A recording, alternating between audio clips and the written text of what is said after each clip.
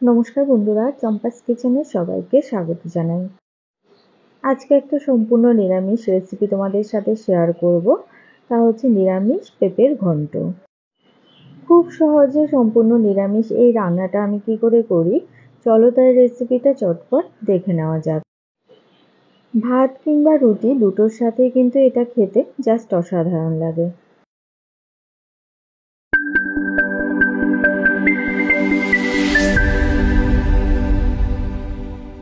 তো সবার প্রথমে গ্যাস জ্বালিয়ে একটা কড়াই গরমে বসাচ্ছি।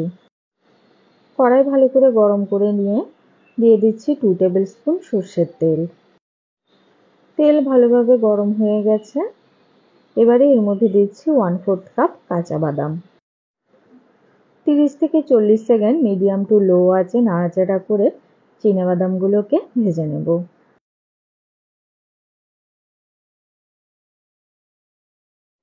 দেখো বাদামের কালার চেঞ্জ হয়ে গেছে আর খুব সুন্দর করে ভাজাও হয়ে গেছে। এবারে তেল ছেঁকে একটা পাত্রে নামিয়ে রেখে দিচ্ছি। ওই তেলে এবারে এক মুঠো বড়ি ভেজে নেব। মটর ডাল কিংবা বিউলির ডাল যে কোনো ধরনের বড়ি কিন্তু এই রান্নাতে ব্যবহার করা যেতে পারে। লো ফ্লেমে 10-15 সেকেন্ড নাড়াচাড়া করে বড়িগুলোকেও লাল করে ভেজে নিয়েছি। এগুলোকেও তেল ছেঁকে নামিয়ে নিচ্ছি। কড়াইয়ের এই তেলে এবারে ফোড়নে দিচ্ছি একটা তেজপাতা, শুকনো লঙ্কা আর 1/2 টিস্পুন গোটা জিরে। 4-5 সেকেন্ড ধরে ফোড়নের মশলাগুলোকে ভেজে নেওয়ার পরে এর মধ্যে দিয়ে দেব গ্রেট করা 1 টিস্পুন পরিমাণ আদা আর 3টে চেরা কাঁচা লঙ্কা। বড় সাইজের একটা আলুকে ছোট ছোট করে কেটে নিয়েছি, সেগুলো দিয়ে দিলাম। সবকিছুকে কিছুক্ষণ তেলের মধ্যে নাড়াচাড়া করে ভেজে নেব। এবারে এর মধ্যে দিচ্ছি 1 টিস্পুন লবণ, 1/4 টিস্পুন হলুদ গুঁড়ো আর 1 টিস্পুন জিরে গুঁড়ো। আলুর সাথে গুঁড়ো মশলাগুলোকেও ভালো করে মিশিয়ে কয়েক মিনিট কষাতে হবে। আলুগুলোকে যেহেতু একদম ছোট ছোট করে কেটেছি, তাই এগুলো সেদ্ধ হতে খুব একটা সময় লাগবে না। আলু হালকা ভাজা ভাজা হয়ে গেছে। এবারে এর মধ্যে দেব একটা মাঝারি সাইজে গ্রেটারে গ্রেট করে রাখা পেঁপে। কাঁচা পেঁপে বীজ এবং খোসা ছাড়িয়ে গ্রেটারে গ্রেট করে নিয়েছি।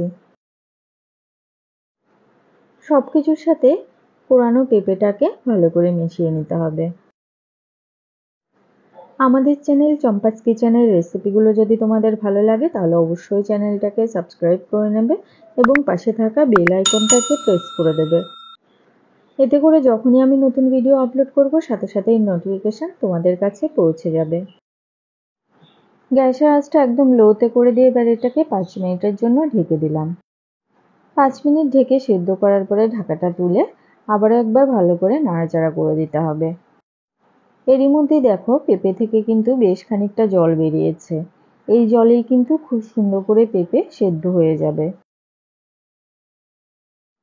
একটুখানি চেক করে দেখে নিচ্ছি, পেঁপে কিন্তু এখনো পুরোপুরি সেদ্ধ হয়নি, মোটামুটি 50% মতো সেদ্ধ হয়েছে।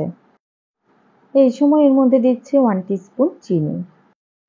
যে কোনো নিরামিষ রান্না হালকা মিষ্টি মিষ্টি খেতেই বেশি ভালো লাগে, তবে কেউ যদি মিষ্টি দিতে অপছন্দ করো সেক্ষেত্রে না দিলেও চলবে। চিনিগুলোকে মিশিয়ে গ্যাসের আঁচ স্লোতে রেখে আরও 10 মিনিটের জন্য ঢেকে দিলাম। 10 মিনিট ঢেকে সেদ্ধ করার পরে দেখো পেঁপে কিন্তু বেশ সুন্দর করে সেদ্ধ হয়ে গেছে। সবার লাস্টে উপর থেকে ছড়িয়ে দিচ্ছি 1/4 টিস্পুন গরম মশলা গুঁড়ো আর 1/2 টিস্পুন ঘি। এটা এই রান্নার স্বাদের মাত্রাটাকে অনেক গুণ বাড়িয়ে দেবে। ঘি আর গরম মশলা ভালো করে পেঁপের সাথে মিশিয়ে মোটামুটি 1 থেকে 1.5 মিনিটের মতো এটাকে জাল করে নেব। আগে থেকে ভেজে রাখা বড়ি আর চিনাবাদাম দিয়ে দিচ্ছি। পেঁপে থেকে যে জলটা বেরিয়েছিল সেটা সম্পূর্ণ শুকিয়ে গেছে। আর দেখো পেঁপের মধ্যে কিন্তু বেশ সুন্দর একটা মাখো মাখো ভাব চলে এসেছে। রান্নাটা কিন্তু হয়ে গেছে। এই সময় গ্যাসের আঁচটা অফ করে দেব। নিরামিষ পেঁপে ঘন্টর এই রেসিপিটা তোমাদের কেমন লাগলে অবশ্যই কমেন্ট করে জানাবে। ভালো লাগলে লাইক করবে আর তোমার বন্ধুদের সাথে ভিডিওটাকে শেয়ার করতে কিন্তু একদম ভুলবে না। কাঁচা পেঁপে দিয়ে ডাল তো আমরা সবাই খেয়ে থাকি। এইভাবে একবার কুড়িয়ে পেঁপে ঘন্ট তৈরি করে দেখবে। আশা করি বাড়ির বাচ্চা থেকে বড় সবাই খেতে এটা ভীষণ পছন্দ করবে। এতক্ষণ আমার পাশে থেকে ভিডিওটা দেখার জন্য অনেক অনেক ধন্যবাদ। ভালো থাকবে, সুস্থ থাকবে। পরের ভিডিওতে আবার দেখা হবে। বাই।